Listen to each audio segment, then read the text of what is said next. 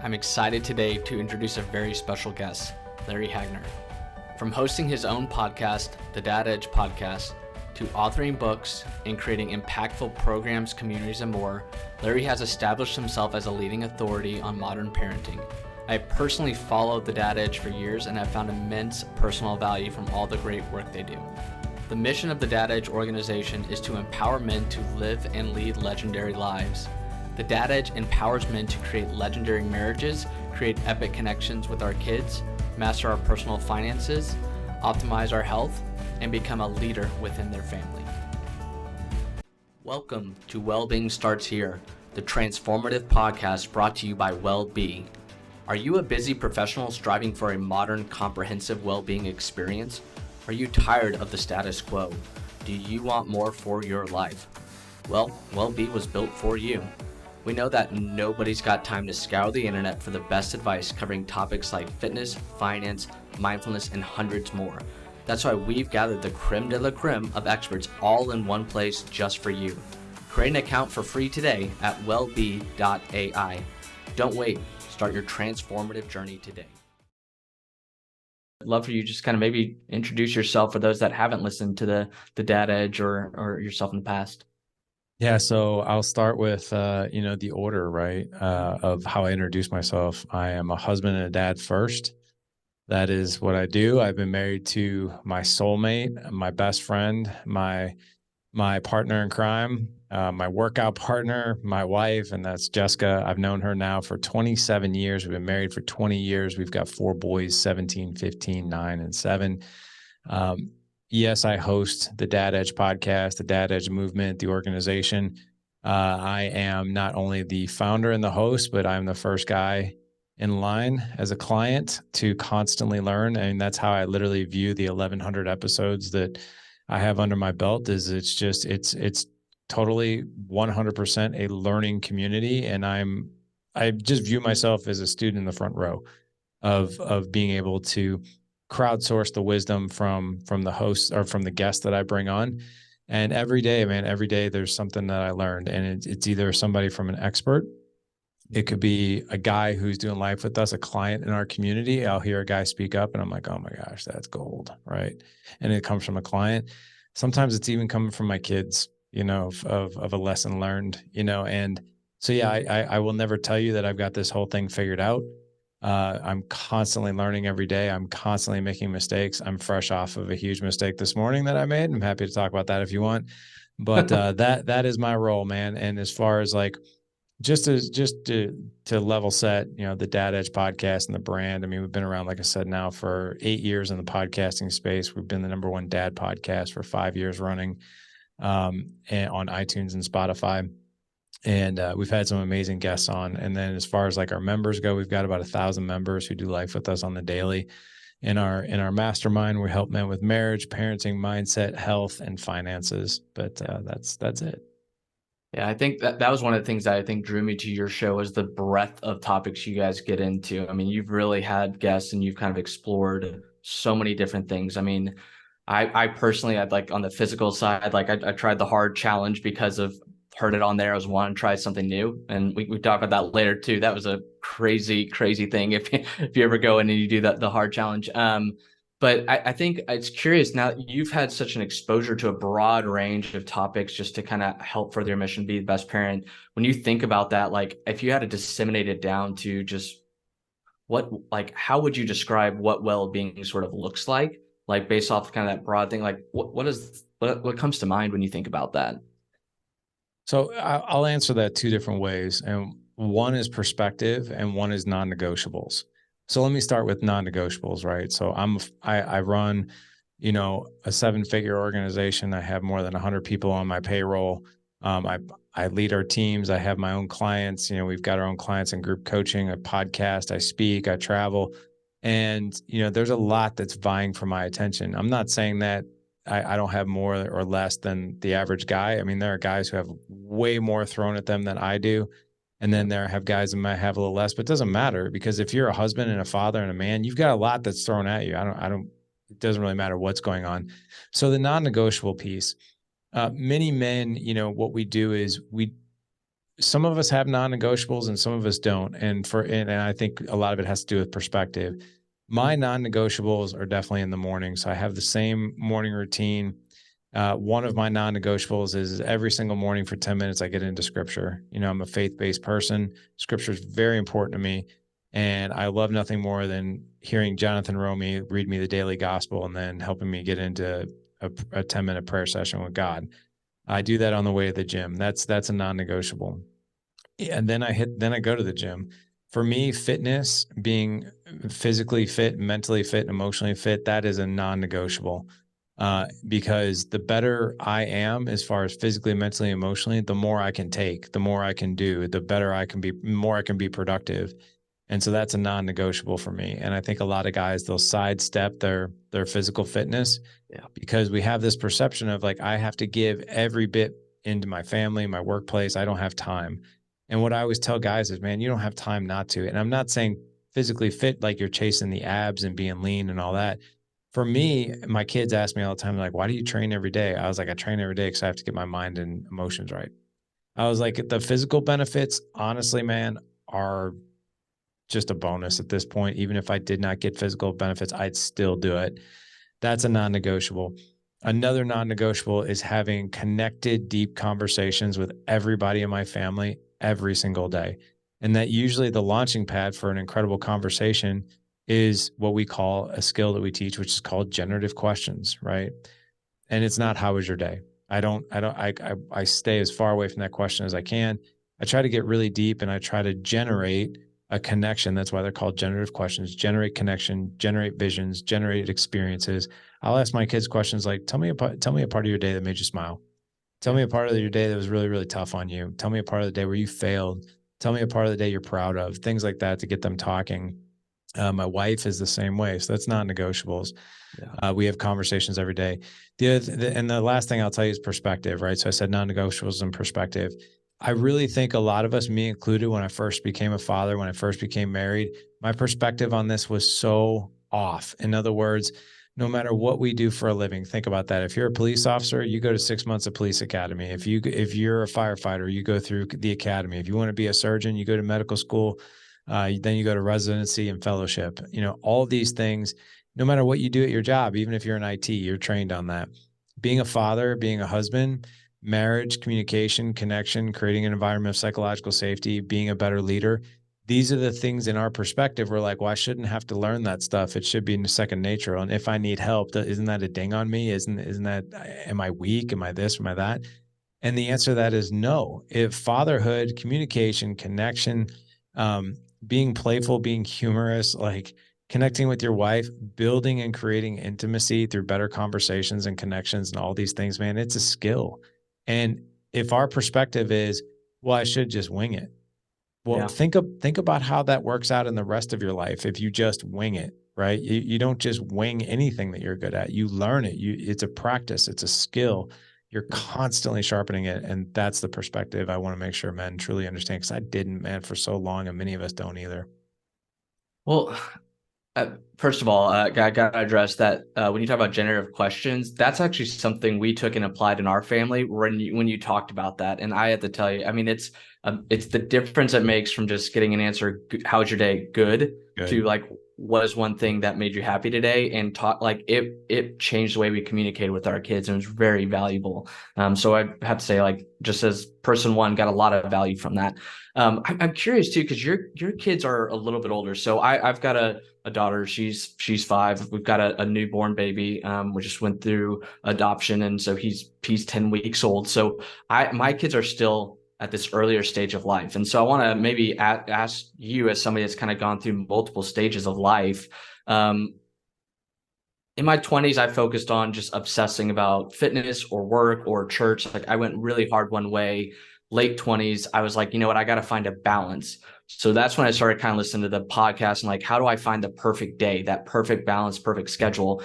But then once we started having kids, one of the things I kind of ran up against was kind of accepting maybe there isn't a perfect balance today. Maybe there's like seasons of life almost where you're going to have to sort of change that. So I'm curious, as I can only speak to trying to find what that stage looks like when you have very young kids. But like, as kids kind of grow up, have you seen like those things that you've kind of done in your life kind of evolve or change, or what has that kind of experience been like? It's a great question. And that's another really good example of perspective, right? I think the message that we need to send clearly to men without any hesitation whatsoever is if you're searching for balance, quite frankly, you will never find it, Yeah. ever. If you're a husband, man, father, provider, and leader, if you have found the magic bullet, we've helped over 5,000 men through our mastermind over the past 6 years, 7 years, right? I've spoken to many experts on this topic, right? On balance, people who have more titles beyond their name than anybody, and all of the messaging has come back the exact same. There is no such thing, and if you're chasing that, you are literally on a treadmill, and you won't get to the finish line.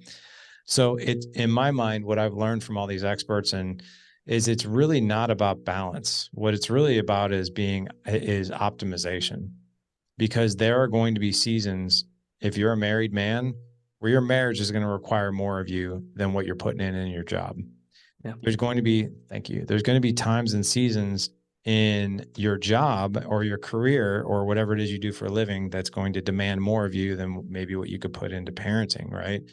There's Yeah. going to be times and seasons where you're going to have to put more focus on your health because maybe something's going on that, one of the guys who works for me was just diagnosed with testicular cancer, and he's going through that. So like there is no balance with that. He's got to put like full effort into like, I need to get myself better. Right. Yeah. So marriage is going to take a hit, kids are going to take a hit. Other things in his life are going to take a hit. It's just the way it is. However, if you equip yourself, if you learn, right, skills that make you effective, then quite frankly, the balance of time doesn't really become an issue as long as you're doing things that are moving. We call them needle movers, right? So like, for instance, right now, as you and I are talking, I'm in a season of really kind of craziness, right? Where I actually have to really rely on being effective and optimizing and really efficient, right? So like I'll give you an example. 5 weeks ago, I injured my knee, and I don't know what's going on with my knee. All I know is I haven't been able to run. I haven't been able to do the things I normally do. I haven't trained legs in 5 weeks. And that's really taking a hit on my mental health and emotional health. I'm still training, but it's not the way I used to be. But now I go to physical therapy twice a week, right? I do, my workouts have changed to where now I'm doing more rehab, right? And that sucks. But at the same time, that area of my life is now requiring more effort and energy and a different direction that I need to go figure out, right? It's no longer like this sort of non-negotiable, super easy thing that I just go in and do for an hour. Yeah. So that's going on. I just inked a book deal, and this contract is insanely aggressive. I have to have the entire book done in 8 weeks, which blows my mind. I've never written a book in 8 weeks, but I have to do it. Wow. So that time I went in this morning, I met with my accountability group, and they're like, "Hey, Larry, before you get off this call, I want you to time block 12 hours over the next 3 weeks of hours that you are writing." And I had to do that, right? So that requires that season. If I'm trying to tip the balancing scale from, hey, I need to work less and be more with the family. Right now, the balance is in the sway of me working more, right? And I've talked to Jessica about that, and she's giving me the time and space I need and all that. But here's the thing. So I now have less time with my wife. I have less time with my family. So instead of having 2 hours, right? Let's just call for what it is, 2 hours, right? Where I want to balance time. Well, maybe now I have 30 minutes. So I can either choose to be super effective and super intentional and really dialed in on that 30 minutes, or I can waste it, right? Yeah. Because I'm like, oh, I don't have the 2 hours. So what's the point? Or quite frankly, there's a lot of men out there or a lot of human beings out there. It's just like, well, I don't really know how to optimize that time, right? Yeah. So optimizing that time with my wife might be like, hey, while you walk the dog today, because my wife walks our dog every day, I was like, can I walk with you? Can I talk with you? Right. And it's 20, 30 minutes. And, but I go to that walk with, tell me something I currently do that makes you feel most loved. If you were to wave a magic wand and you wanted me to love you better, what would that look like? Mm-hmm. right? And those are the types of conversations I have with my wife because I want that connection with her. And when we have conversations like that, we have that connection. Or I can just walk next to her and not say a word, but that's not effective. And especially if I'm spending, 2 hours a day writing and not with her, I need to make that 30 minutes really effective. So I know that was kind of a long-winded way to answer the question, Yeah. but as your time optimization is always going to be seasonal. And if you're chasing balance, quite frankly, you will never find it. Hmm. But you can be effective with the time that you have. Yeah. So I'm curious, as you kind of meet with men and you've got the groups that come through, what do you think is the one that people aren't investing in enough? I mean, there's physical, there's financial, spirit, all of those things. There's the people that are coming to you that are the busy professionals that got a lot of things going on. Do you see any sort of trends around like, yeah, pretty consistently people are just under investing in this part of their lives, and that's really driving a lot of their imbalance? That's a great question, and I'm going to answer it two different ways. So, let's just globalize it for a second. Yeah. I think you have to take men by case basis because we truly help men in 5 areas. So, managing your family finances better. If you think about it, like how many people actually took a personal finance class in high Yeah. school or college? Hardly anybody, right? That's why we have so many issues. 50% of divorces are due to financial arguments, right? So Right. we help men with that, right? We Mhm. also help men create an extraordinary marriage through elevated communication, connection, and intimacy. We teach them Mhm. 12 skills on how to connect better with their wife, right? Same thing with being a parent. We want to help men be more resilient, more calm, more effective, more patience, better connecting and adventure and memories and conversations and creating an environment of psychological safety where your kid views you as like, oh my gosh, dad's the go-to guy. I can tell him anything because it's not going to be blasted with blame, shame, and pain. And that's hard. That's a skill. Yeah. Helping with parenting, leadership, and then health. Health is physical, mental, emotional, spiritual. So if you take a man, right, if you take 10 different men and you really look at their lives in a fishbowl, chances are they're probably doing pretty well in one or two, Yeah. right? And then the other three, two or three might need some help, but that's individualized, right? But here's where I can really answer the question for you that I think you might be getting at. So we have diehard data, right? We have over 5,000 applications that have come across our desk, so to speak, for men who want to do life with us in our mastermind. And they have to identify out of those 5 areas what is most meaningful for them to create success around. Hmm. 82% of our guys have identified marriage. I want to create a better relationship with my wife. 82%, 8.2 men out of 10 have identified marriage as the thing that they want most. Mm. So I can tell you from a global perspective, it's individualized, but Yeah. from a data perspective, the thing on the minds and hearts of men is marriage. That's That's very insightful. I mean, as you look across those two, like we all have our little communities, right? And I find like each of the communities will have their own sort of behaviors that kind of brought you together in the first place, right? Like if you have your small group, you're probably going to have guys that aren't lacking in that area. If you find friends through work, you're probably going to be with people that are really investing a lot of time in that sort of work side. So it's really helpful to kind of hear you've got that kind of broader perspective on that. So that's interesting. So when you think of the marriage side of things, just personally, I know there's a lot of my friends that have proactively decided to do therapy, couples therapy. Some people needed it out of kind of reactionary, something went bad and you've got to do it. But we were kind of counseled pretty early in our marriage by an older couple that said, listen, it's not really best if you're waiting till something's wrong. It's really best if you're just investing in it. And that was a good guide for us early. I'm curious, when you kind of are pointing people to they want marriage to get better. We talked a little bit about the questions and things like that, but what resources, I mean, are you saying, hey guys, these are some tools that you should be kind of looking at to kind of go maybe learn some of those things that you didn't have a finance class, go do this. You don't know how to improve your relationship with your wife, maybe go look here. Like what are some tools that you guys like to point people to just kind of equip them to be better in some of those areas? It's a good question. And I think, again, let me start with this out with perspective. You and your wife have the right perspective, in my opinion, right? Because you're proactive. So let me share some statistics with you because I have an undergrad degree in sports medicine with a minor in nutrition. So I'm kind of a science geek. I like data, that kind of thing. Mhm. Um, but what do you think the percentage of the divorce rate is? Oh, these days, I mean, half. Yeah, it's 50%. Everybody knows that. What people don't know is, well, what's happening with the marriages that stay together? Now, that's been studied, and I'm citing surveys and studies that were cited in a book called The Miracle Morning for Couples, which was written by Lance and Brandy Salazar and also Hal Elrod. So a lot of people know who Hal Elrod is. He's the Miracle Morning guy, but he wrote a book with that couple, and those couples are experts, and they really did their homework. So the 50% that stay together, this is the scary stuff. This is stuff we don't talk about. They're actually divided up equally into camps of 33%, 33%, and 33%. Three camps, one third, one third, one third. One third of couples that stay together can actually identify their relationship, like Jessica and I, and it sounds like you guys, as, hey, we're actually happy. Like, I love her, she loves me. We communicate well, we're intimate, like we're aligned with parenting. Like, gosh, like I don't know if I'd change a whole lot. This is pretty darn great. And there is a common denominator in that camp, and I'll get back to that in a second. The second camp is settled. That's the label they put on it. They're like, it's okay.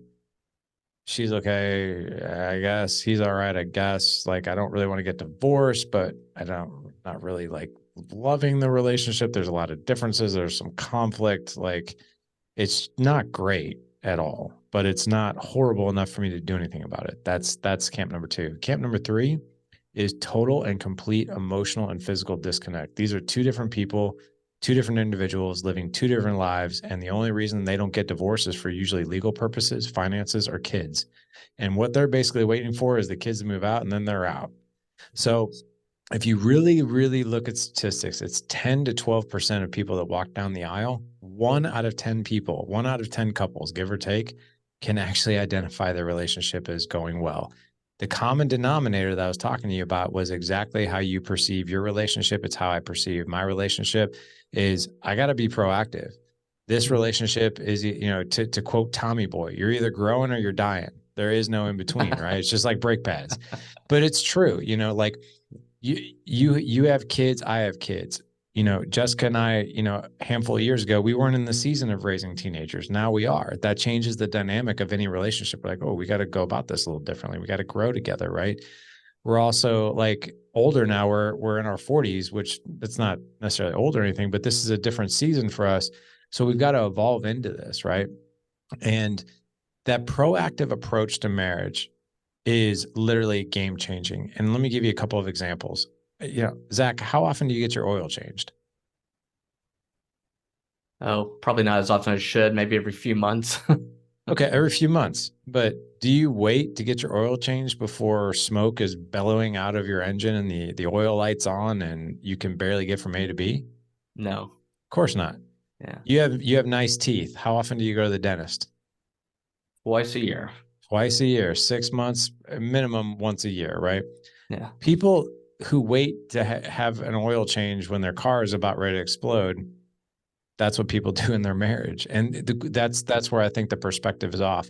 I'm like, hey, the more proactive you are, and the more that you grow together and learn together, I am a huge fan of marriage counseling. I don't look at counseling, and I think the game has changed a little bit with that as far as like the perspective on that. I remember growing up, if you were in counseling or your parents were in counseling, holy crap, you might as well be on Jerry Springer because your life is going to be just trash, right?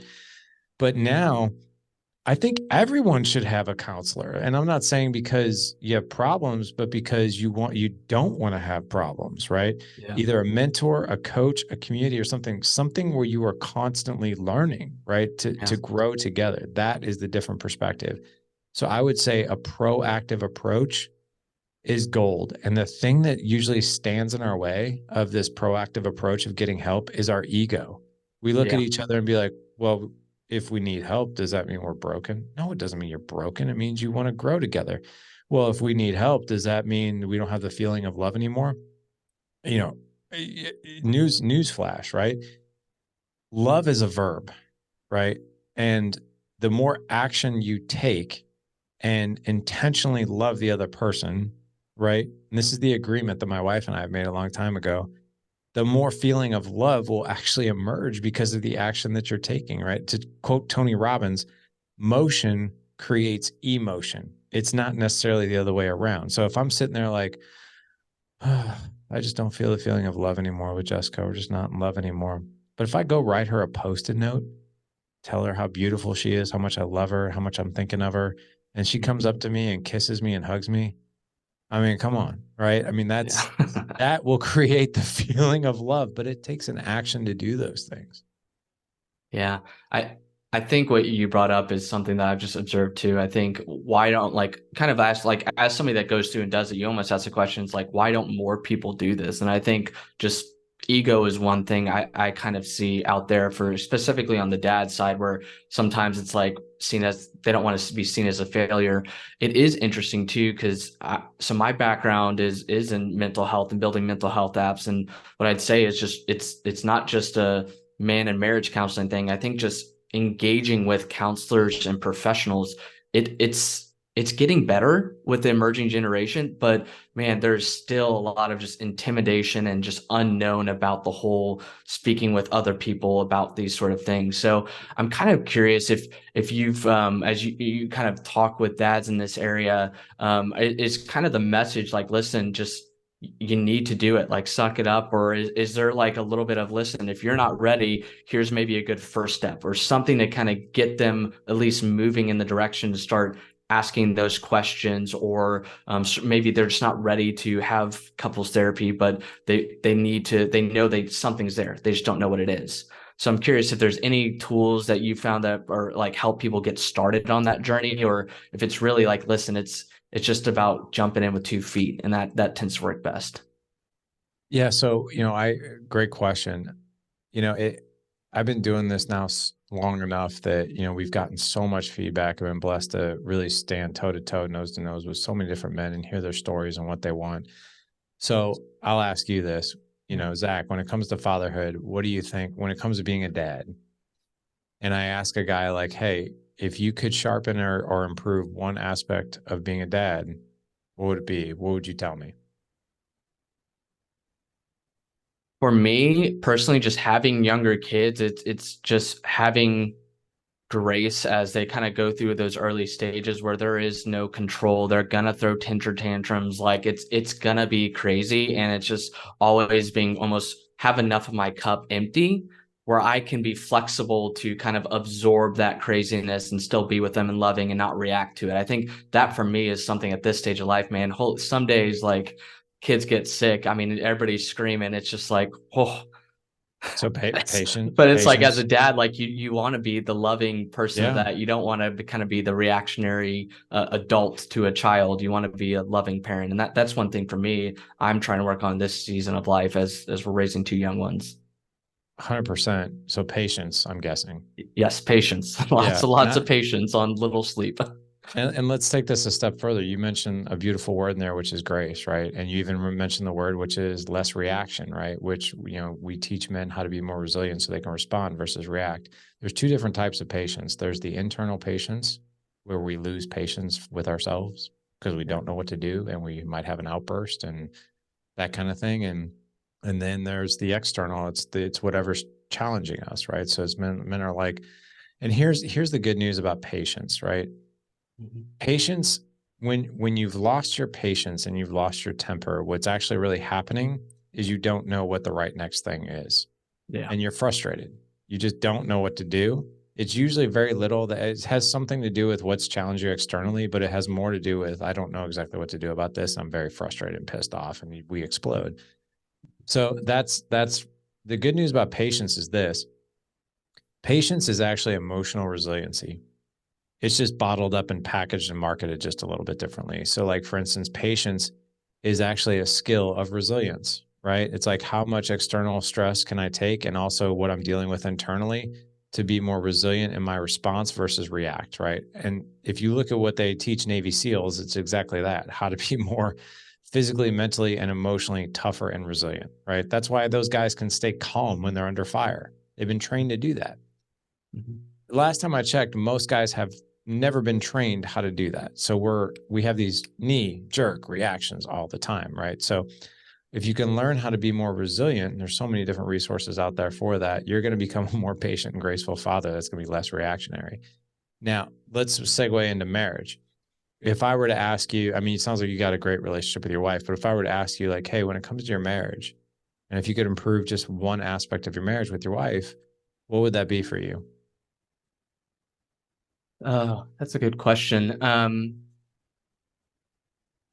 I think we're in a season now where we've kind of gone through and done a lot of work where I think we haven't had a lot of like people, kind of like we talked about before, like, you know what, like there's just not a lot that I would change with what we are. I think what we're trying to do right now as a couple that is kind of new is really more talking about what are our like long-term goals for our family. I think much earlier in our relationship, it just relationship between wife and husband, like that was something we focused on. But now it's like as we grow as people and as our family grows, where do we want to be down the road? I think for us, it's just like making sure we're having those conversations Conversation. early and just really being intentional about that because I think as our children grow, we're also growing individually and just making sure that we're connected as we go through those growth steps and just talking with each other about it. Like, hey, listen, I first 10 years of our marriage, like this is something that I was believe very strongly in, but you know what now, like I'd like to get more into doing this fitness stuff. Like, will you partner with me in that? Because it's going to be a shared stuff. And so I think that's for us, like just making sure we're having those longer conversations and yeah, Yeah. So communication. yeah. Yeah. So, I mean, you said a lot in there, and some key words, right? Connected, intentional conversations, and that's what we want. So, when I ask men that question, it's usually I want better communication. Now, here's the interesting thing, and again, this is all about perspective. I like to one of the things that I like to do is literally just flip the script on what everyone else perceives, right, as normal. And if you really zoom out from it, you're like, man, that ain't so normal, right? So think of it this way: once we once I ask a guy like, what is it you want, and I've heard a few different things, but I would say at least 80-90% of the time it's communication. Some guys are just like, I want to have more sex, right? Or Yeah. I want us to get our finances in order, or I want us to get on the same page with parenting. But it all boils down to how do we communicate with each other. Men and women have very different needs when it comes to relationships. Women need to be seen, heard, and safe, right? Men need to be respected, appreciated, validated. So and most couples have no idea that those are the three needs of men and women, right? We're just guessing. Now, Yeah. when it comes to communication, when I ask a guy, I'm like, well, when it comes to communication, what do you want? And this is what I always hear. I want to have better communication. And or I hear this. I hear one of two things. I want more communication. And this is where I push back and I'm like, well, if you had more communication, if you had more time to communicate, what would you talk about? Mhm. And then you'll see them kind of start to do this. They're like, well, we would talk about like deep stuff, or we would talk about like, goals for the future, or like you could tell like they've never actually said it out loud. Like they don't exactly know. They're trying to clarify it usually when they're talking to me. And then the same thing with better. I'm like, well, if you had better communication, what would that look like? And it's usually right around the same answer. Like we'd be talking about intimacy, we'd be talking about aligning parenting styles, we're talking about deep stuff. And I'm like, well, if you want to talk about deep stuff and that kind of thing, you have to create an environment of psychological safety with her. Do you know how to do that? And that's really like, what does that even mean? I was like, that's where both of you feel that you can tell each other anything. And in order to do that, you have to get several reps in, to do those things. Like we teach 10 different skills in marriage and communication. So like, here's where I want to flip the perspective. Like my wife just took our minivan in to get fixed, right? And she took it in there for an oil change. And the dealership called her back. And the dealership said, hey, we found some problems. Now, I'm sure you could probably guess that they gave us a laundry list of the problems and how to fix them, right? Very specific. If the transmission fluid needs to be changed, they're not going to go change the rear tires, right? It's the transmission fluid. So they came back and they said, your two front tires are frayed. You need new brake pads on the front and the back. You need your transmission fluid flushed and you need that topped off. We're also changing your oil. Um, and my wife's, the DVD player is broken. But they didn't answer her when she picked up the phone. They're like, hey, we need to improve the functionality of your car. And it's going to be $1,900. And she would probably be like, well, what the heck is wrong with it? Oh, it just needs to be functioning better. It just needs to be functioning more and better. And no one says that, or you go to get blood work at your doctor's office and he's looking at you and he's like, all right, Zach, we got your blood work back. I need you to get in better health. And you're like, What's wrong? Like, is high cholesterol? Do I have diabetes? Do I have cancer? Like, what is it? Oh, no, don't worry about that. Just get better in health. Well, does that mean I need to be more fit? Do I need to lose weight? Do I need to gain weight? Like, do I have osteoporosis? What is it? Just Hmm. getting better health. It's not specific. So once you really dial in, like what exactly is happening, and what's usually happening with communication is couples are talking about more like the high level managerial parenting, chores, dinners, finances, like how do we keep this ship moving in the right direction type of high level managerial Yeah. conversations versus like, man, sweetheart, I really want to take you out on a date. And I really want to talk about like how we can just deepen our relationship and love each other better and align on our parenting styles and, how the good things that we're doing, the things that we're going to stop doing that's not serving us, like all these very intimate conversations that we so desperately want. But quite frankly, we don't know exactly what that looks like. So, Yeah. I'll finish up with this. I created a free resource about a year ago called 25 Intimate Conversation Starters. And it is like the easiest thing in the world to do. It's a 20-minute training on the psychology of why generative questions and intimate conversations starters work so well to deepen a relationship with trust and psychological safety and intimacy. And I give you 25 questions that you can like literally just print off and start, go to dinner with your wife and just start going through the questions. And it's a really cool experience. But most people they haven't done that in so long. Yeah. That's just one thing that they just haven't experienced that good or better that they desperately want. Yeah. I mean, I think those are all amazing points, and I think that resource is something that I'll definitely go be downloading and going and use. But I mean, it kind of brings up, and you kind of hit on this through there, where there is a lack of like understanding of the specifics. Like it's not something like growing up, you would have known about this is the way you ask those questions, those sort of things. Like I find those are things you have to be intentional about. And I think a lot of people have the desire, but there's maybe a little bit lack of inertia or lack of understanding about just where do you start? So, I mean, obviously, we'll come back to kind of maybe at the end of some of the other things people can find on the data edge. But I'm curious when you think of like where people are going to kind of equip themselves, like to challenge yourself, to think through things. Like the internet's a scary place. I mean, you can't going on Google, you're gonna probably just stare at a blank white screen and be like, I just not only do I not know what to say, I don't even know what to ask. So for us personally, early in our relationship, like we invested very heavily in like a church small group, and that really Yeah. helped us like sharpen our relationship and understand what questions to ask, how to challenge ourselves. Most recently, for some things around like finance, we even went to like social media. We found like there's some people out there that are sharing stuff out there on like how do you create generational finances and think about those things long term. That I'm like, I got a finance degree, but like that's not even like areas I've looked at. So when you kind of have a problem to solve, or when you kind of come on as something new, like what are kind of the wells you go to say like, listen, I want to go get sharp on this. Like this is where I go to kind of just learn that new thing or challenge maybe something I've been doing the last 10 years and figure out it's not working anymore. What are other ways to do it? What does that look like for you? I think that's really just taking a good look in the mirror. And I think you have to know, number one, where am I at? How did I get here? Right. Yeah. With whatever that is. Right. And most importantly, and this is one of the coaching certifications I've been trained on, is most people, what they want to do is they want to identify what's wrong, broken, or missing. Yeah. And that's what we focus on. What's wrong, broken, and missing. And I think that you need to do that probably in the very beginning, but it needs to be something that you do just really short, right? Because if you focus on what's wrong, broken, and missing, well, that's going to become the focus. Instead, these are the type of things that I think is really important. So, like, I always like to, going back to training on generative questions, right? We also, quality of our life depends on the quality of questions we ask ourselves, too.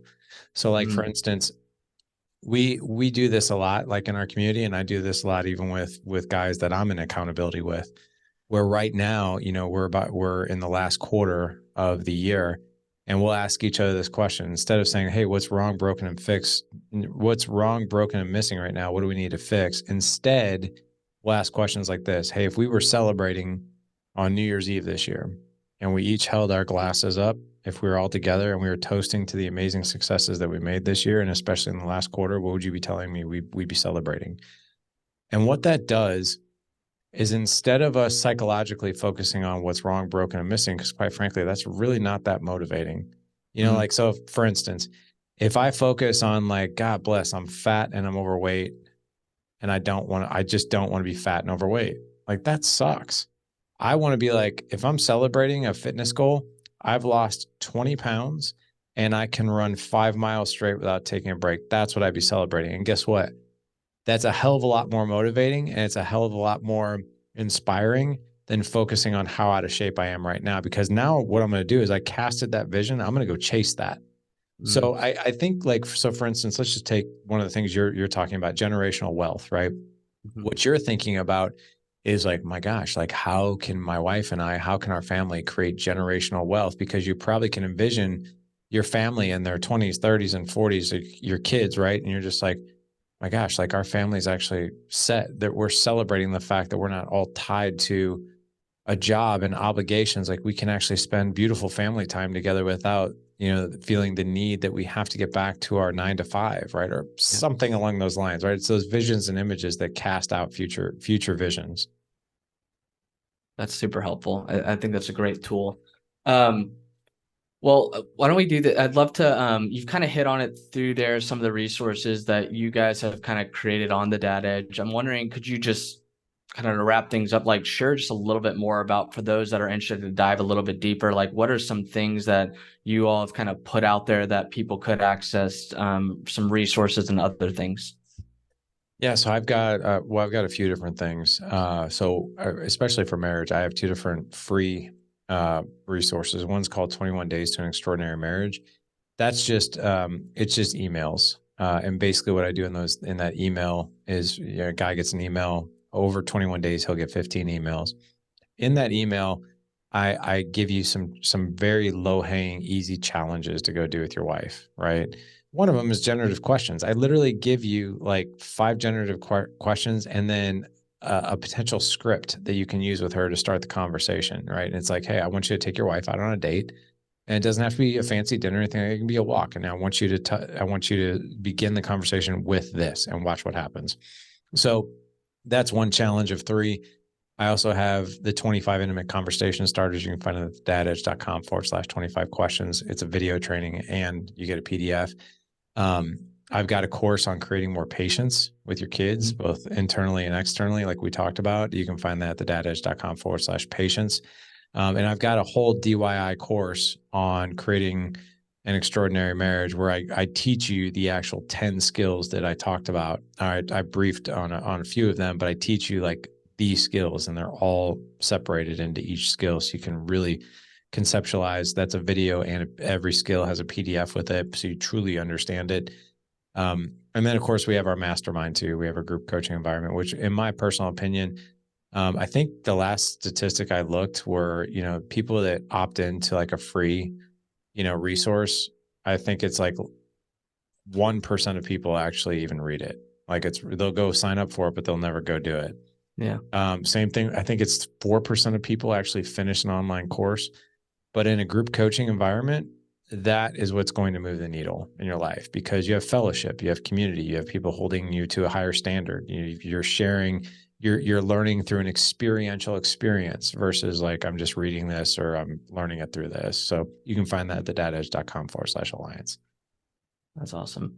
Well, I really appreciate you rocking through this. I Sure. mean, as we think of well-being, I think family, how to be a good husband, how to be a good parent, those things is something that, to your point, isn't something you went and learned in college. And so I think I just really appreciated over the years listening to podcasts, getting those resources and those learnings. And I know listeners are going to just get a lot out of this talk as well. So really appreciate you taking the time and kind of helping us walk through that.